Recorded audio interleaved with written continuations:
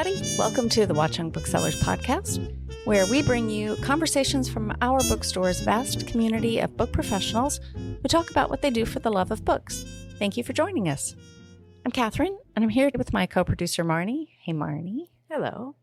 And this is our last episode of 2025. We are in full holiday season at the bookstore, so we're wrapping up our third season so that we can be all hands on deck in helping our customers with their gift needs. And with that in mind, we decided our last episode would feature our customers recommending their favorite reads of 2025. Some books were published this year and some earlier, but all of them made an impact on our readers. And we think it might be a helpful list for you when you're trying to find that perfect gift. We recorded all of our guests today in Bon Voyage, the restaurant that's attached to the bookstore, and they have been very generous in sharing their space for our writers groups every Sunday morning and for various book clubs, and today for our pop-up podcast. So if you're craving some Vietnamese food, please stop by. It's excellent. Without further ado, we'll let you enjoy hearing from our wonderful customers, and we'll be back afterward to fill you in on what's coming up in the store.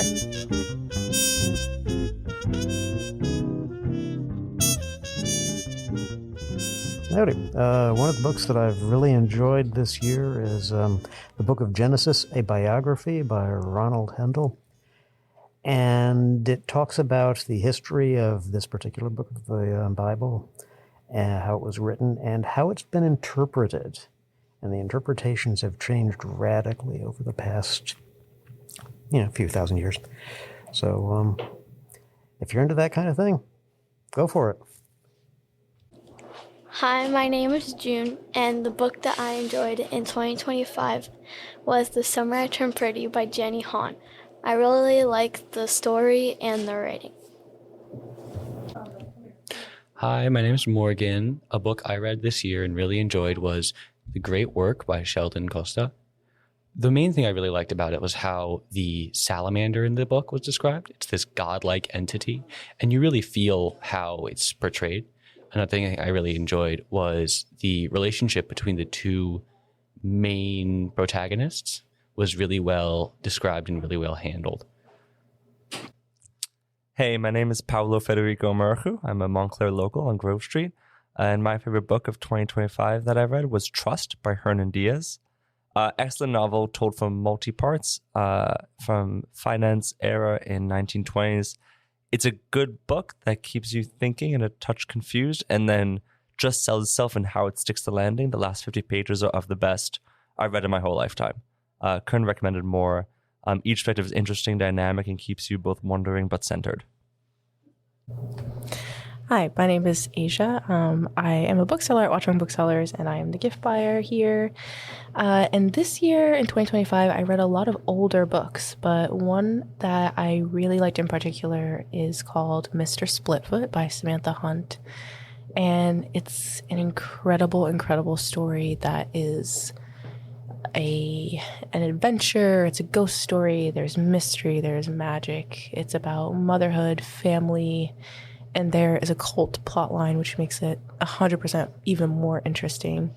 I'm a big fan of Samantha Hunt's writing. I really think that she is a really great storyteller, and I have been recommending this book to everyone because I think it is something that no matter what type of reader you are, you will find something about it very intriguing.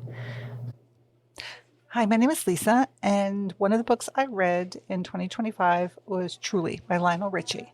Always been a big fan of Commodores, of him, especially when he broke out on his own back in the day, in the 80s.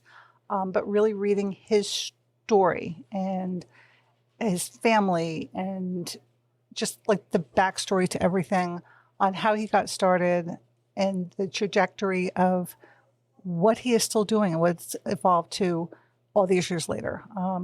Big book, read it super fast because I kind of really couldn't put it down. And then it was also, it had, those like you'll read something and like, oh, wait, I want to highlight that, just like little sentences, little just bits of like wisdom. Got out the pencil, kind of highlighted some things, and I've already turned it over to a friend to read who is absolutely fascinated by him as well. But if I liked him before, I absolutely adore him now. And Thank you, Watchung Booksellers, for always having such an amazing selection. Hi, my name is Paul, and I live in Montclair, New Jersey. And a book that I really loved in 2025 is Dungeon Crawler Carl by Matt Dinneman. And in fact, all of his books published so far. And I loved it because it was raucous and ridiculous and fun and the epitome of a page turner. I couldn't stop reading, and I miss them. After I've read all 7 published books so far, I find myself wanting to be back in that world again. Hi, I'm Katie Vitelins from Montclair, New Jersey, and I came into Watchung Booksellers today to pick up a second book from Rachel Gillig called The Night and the Moth, because I was so drawn by the 2-part book series that I read this year. One Dark Window is the name of the first book, and it's this lovely atmospheric fantasy in a real gothic setting.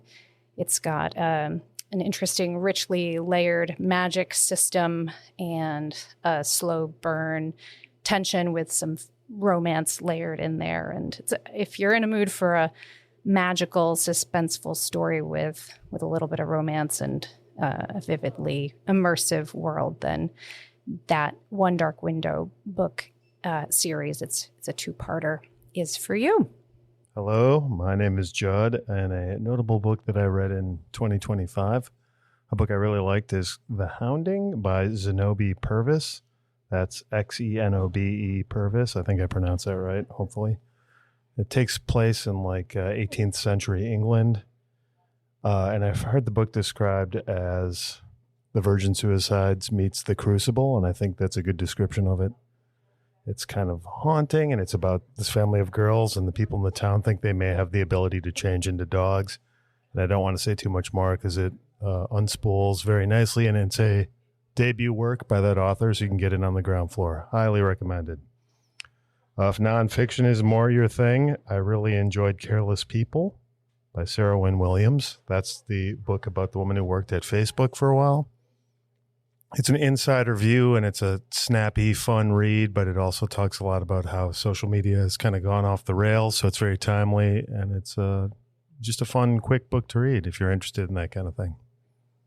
My name is Susie. I'm a children's bookseller at the Kids Room, and one of my very favorite books from 2025 is Jason Reynolds' 24 Seconds from Now, which is a young adult love story. I came of age reading Judy Blume books like Are You There, God? It's Me, Margaret, and then later the coming of age book about a love story called Forever. Jason Reynolds has created a love story for boys becoming men. This is a love story for girls to see what they should hold out for, and for boys to see what they should hold out for. Jason Reynolds spoke about this book, and I got a copy at a national indie booksellers conference this past summer. And he was our featured keynote speaker, and he spoke a great deal about this book, and then I devoured it on the flight home. I cannot recommend it highly enough. Let me tell you what Judy Blume said. She said, Jason Reynolds has done it again. This is what it could be, should be, if only we all are as lucky as Aria. Girls and everyone, wait for your neon. Jason Reynolds wrote this book because he believed that Black boys need love stories too.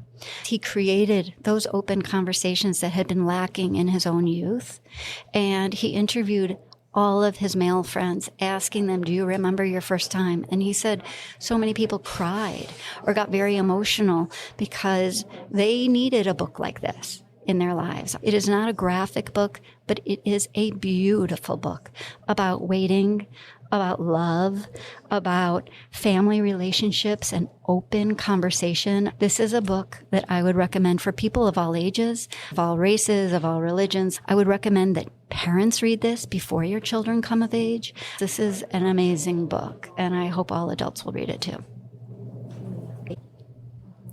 Hi, I'm Kasha from Bloomfield. And the book I loved this year was A Guardian and a Thief by Megha Majumdar. Let's see, this book is beautifully written. It reads like a thriller with prose that is really sharp and tight, and takes place in the near future in India during a food crisis. It really may as well be happening now.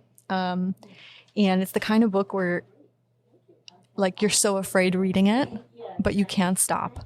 And honestly, I can't imagine how Megha wrote it, because it just is so terrifying to go into the minds of people that are both guardians and thieves for their families, and what they'll do to survive. So I highly, highly recommend this one. Hi, my name is Hank Greenberg. I am from Montclair. I grew up here. Watchung Booksellers is like my local childhood bookstore. This spring, I listened to Educated by Tara Westover on audiobook from the Libby app. And what I really enjoyed about it is not only how well Tara Westover developed each member of her family. So it's like a huge family that is survivalist, religious types. And she tells her life story that's, in our country, but so different from how I grew up, with such detail, that you just feel entranced in her world and her childhood, and eventually her teenage years and college years, and how, at least something that I would question in myself is, if I grew up somewhere else, would I still get to where I am today? And she broke so much from how she grew up, and it took a lot of strength and fortitude. It just makes you think about those questions. It was really cool to have an opportunity to dwell on someone else's story and to think about your own and try to apply it to yourself. Hello, my name is Diane Francios, and I'm a bookseller at Watchung Booksellers. My pick of the year is Marriage at Sea by Sophie Elmhurst. It's an adventure story. Married couple want to travel by sailboat from England to New Zealand. What happens along the way is their boat gets hit by a whale and puts a hole in it, and they have to travel further by dinghy and raft. And you have to read it to find out what happens. It's so good.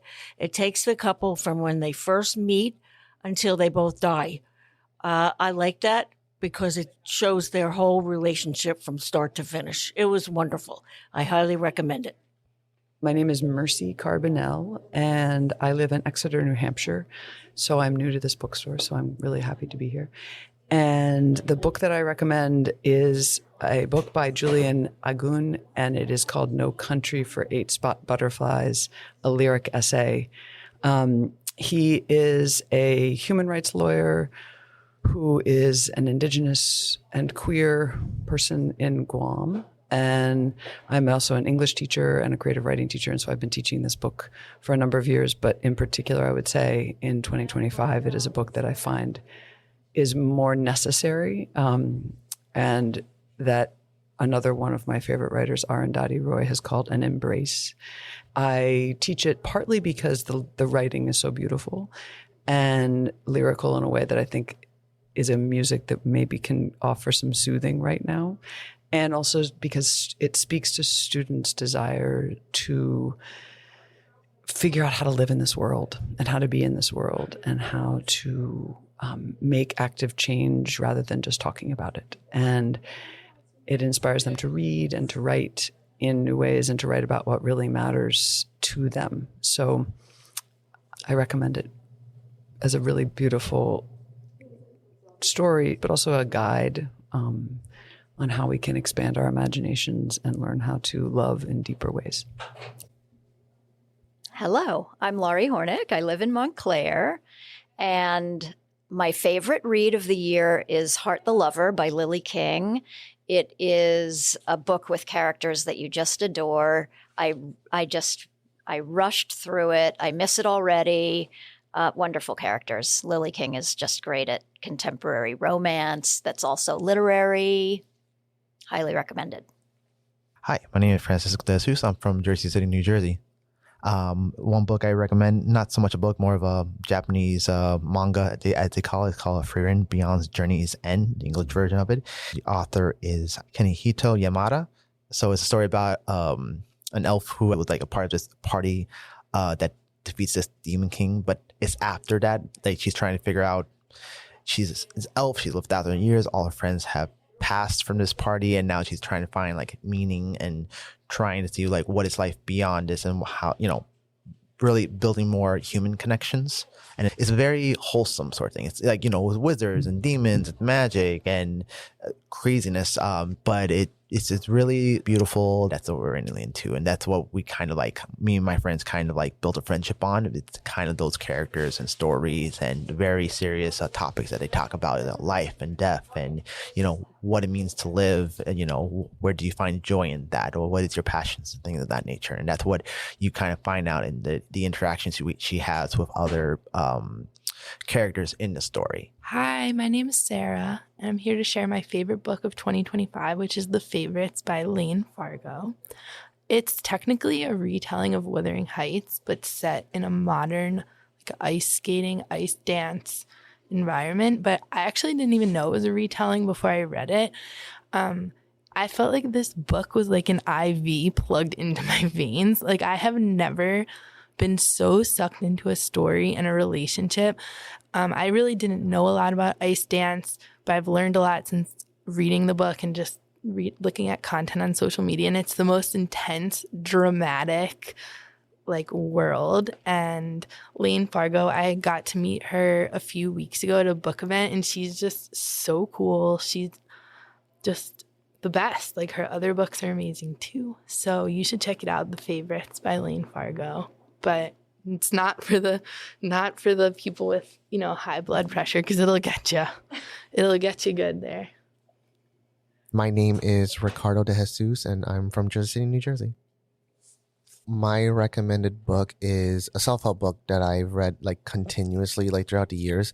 It's called The Subtle Art of Not Giving a F, basically. The reason why is that I have read a lot of self-help books over time, but most of the self-help books I've read, they don't give me a straight answer in some ways. You see some self-help books and you just read and it's just like, what's the point of this? It's not straightforward. When I read this book, The Subtle Art, it was straightforward. It wasn't anything sugarcoating. It wasn't anything trying to figure out the end point of it. This is what it is, and this is what's going on. This is what I'm going to tell you how it is. So I really enjoyed that book just because of how direct it is. Because I think trying to sugarcoat things doesn't necessarily help. It's important to just be straightforward as best as possible with the people you care about, or just the people you're working with. Otherwise, what's the point in these interactions? I've learned a lot from that book in general. So The Subtle Art of Not Giving an F is the book I would recommend. Hi, my name's Katie, and this year I really enjoyed The Leaving Room. It came out in October. It's by Amber McBride, and it's a middle grade book about a girl named Melody, and she manages the leaving room, which is a waypoint for souls between death and the afterlife. And because she's a teenager, she mostly sees kids coming through the leaving room, or her leaving room, rather. And Melody meets a lot of different souls in the leaving room, and they kind of open up her perspective on whether she wants to do this for the rest of eternity. But it was really beautiful, and there's some poetry involved. The audiobook is amazing. Thanks, Libro FM.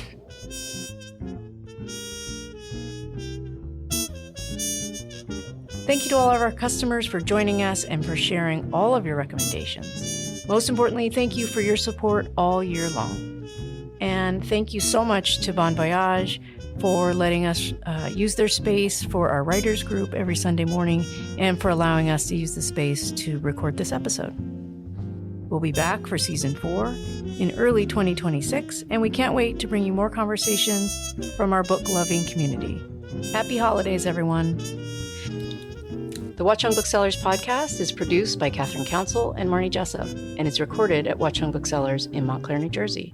The show is edited by Kathryn Counsell, and original music is composed and performed by Violet Mujica. Research and show notes by Caroline Shurtleff. Thank you to the staff at Watchung Booksellers and the Kids Room for all their hard work and love of books. And thank you for listening. If you enjoy the show, please like, follow, and share it. You can follow us on social media at Watchung Booksellers. And if you have any questions or ideas, you can reach us at wbpodcast@watchungbooksellers.com. We'll see you next time. Until then, for the love of books, keep reading.